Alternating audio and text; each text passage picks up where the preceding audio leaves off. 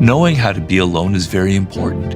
It's what will make you successful. It will bring you skills. So don't think of it as something necessarily terribly negative in your life, right? So you feel shamed for the fact that you're lonely.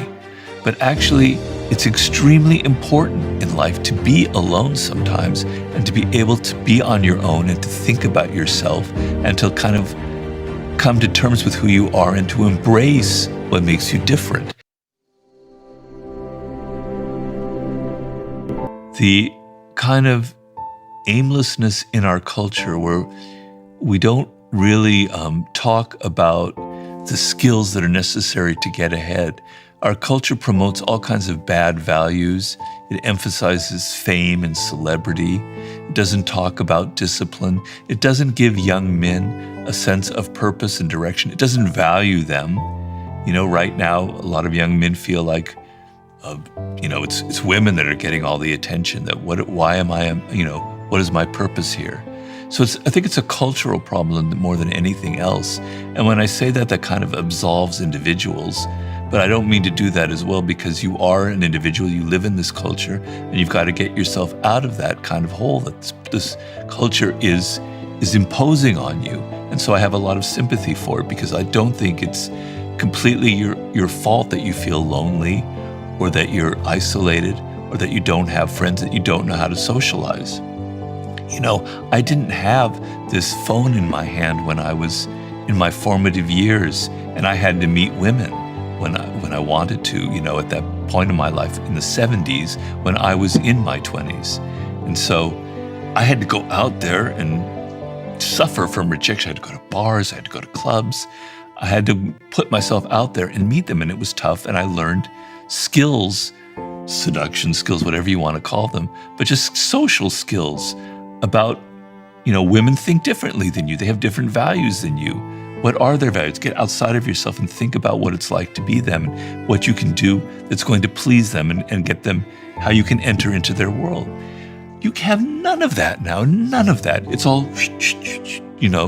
swipe. Yeah. So you're not going out, you're not developing that muscle, you're not putting yourself in live in interacting with people where you're feeling their body language, their nonverbal communication. So no wonder your social skills are atrophying. And as your social skills atrophy, it becomes harder and harder and harder to go out there and put yourself on the line, because you're not good at it. So you fall into this hole of becoming lonelier and lonelier because it's harder and harder to get out of it. Okay? So I have tremendous empathy, and I would never preach or blame young men in particular for the problems that they're having. And I empathize with it very much so, because I myself went through a phase where I felt very, very unhappy and even suicidal when I was younger. And I understand how your life can turn that way. So I don't mean to ever come across as somebody who has all the answers, because I think it's cultural. But if you are an individual, you have to see that, first of all, it's not a bad thing necessarily to be lonely. Part of the problem of loneliness is it's got this taboo against it, this bad name. Like, it's terrible to be lonely, terrible to be alone, right? And so you feel shamed for the fact that you're lonely. But actually, it's extremely important in life to be alone sometimes and to be able to be on your own and to think about yourself and to kind of come to terms with who you are and to embrace what makes you different. And you can't do that if you feel ashamed about being lonely, or if you can't ever be alone. So knowing how to be alone is very important. It's what will make you successful. It will bring you skills. So don't think of it as something necessarily terribly negative in your life. But the other thing is, you have to force yourself. You force yourself to go to the gym, to develop muscles and become stronger. You have to force yourself to interact with people and get out of your phone and have real experiences instead of virtual experiences. And if you do that 10 times a month, just like going to the gym 10 times a month, your social skills will get better and better. Your social muscle will get better and better, and you'll feel better about interacting with people. It's the difference between you feel very unhappy that you're not connecting to other people. We're a social animal, right? Mm-hmm. And you feel like people don't like you, they don't respect you, that you can't interact with them on a level that's meaningful. Whereas the feeling of being alone for me, wow, I don't have to be around ugly, idiotic people. I can just be by myself. I can read a good book. I don't have to interact with people whose ideas I don't like. I can just be myself and be as weird as I want. Wow, what a relief. I'm so happy being alone. Now, I'm not like that all the time. It would be terrible. But sometimes I do feel that way. And that's the difference. And that's a good thing. I remember once I was on an airplane and I saw a young woman who was by herself. And I could sense that it was driving her crazy. And she had to use her phone to never feel alone, right? Even in the middle when we're flying over the ocean, she had to somehow connect onto the internet and be sending emails and texts and anything. And I got this kind of desperation in her, this intuition, this feeling that being alone was just horrifying for her, and I think that's not a good thing. I think it's a terrible thing.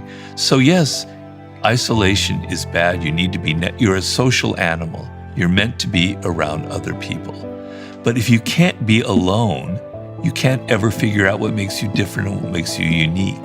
So you have to be able to play both sides of the game. Well, I had a girlfriend who was very understanding, who helped me a lot. So I wasn't completely alone. And then a little tiny voice inside of me was saying, you have interesting thoughts. You're a strange person, Robert. I've always been strange. I never was like other people, and even in high school. I was always something off about me, which could be made me lonely, which could make me be a problem. But I kept saying, there's something different and off about you, right? And you have skills as a writer. It's going to happen someday. Don't give up, don't give up, don't give up. Keep trying, right? And so finally, I'm 35, 36 years old. I was in Italy at the lowest point of my life. And then I met this man there who was a book packager, Joost Elfers. And he asked me if I had an idea for a book. And suddenly, I almost get emotional just thinking about it. Everything just shifted inside of me. It's like, yeah, I could write a nonfiction book. And I just improvised what would turn into the 48 Laws of Power. He got so excited. He said, I will pay you to write the I forget what the word is, to sell it, and then I'll pay you to live while you write it. And so suddenly it went from darkness to light because I had a purpose. And all of my misery, I could take all of the bad bosses I had, all of the horrible, psychotic bosses who were so stupid and so political and so manipulative. And I could go, wow, I've got all this material to write the 48 Laws of Power. All my worst experiences can go into this book. It all has purpose for it. I'm not saying that's going to happen to everybody, but I was literally at that moment before it happened, pretty much near rock bottom. And I asked my wife, what would have happened if this didn't turn out? Would I have committed suicide? Would if I'd gone the same path and gotten into done some hack job, I'd probably be incredibly overweight and alcoholic, and I might have already died of a heart attack. Or maybe I would have found my way to something else, but it was a really, really low point in my life. But opportunities come. You just have to be ready for them. So I had this opportunity that came to me. And you might say, well, that's lucky. That's never going to happen to me. But it will happen to you. You're just not ready for it. You're just not recognizing it. Some person will cross your path that can lift you out of what you're doing, who can connect you.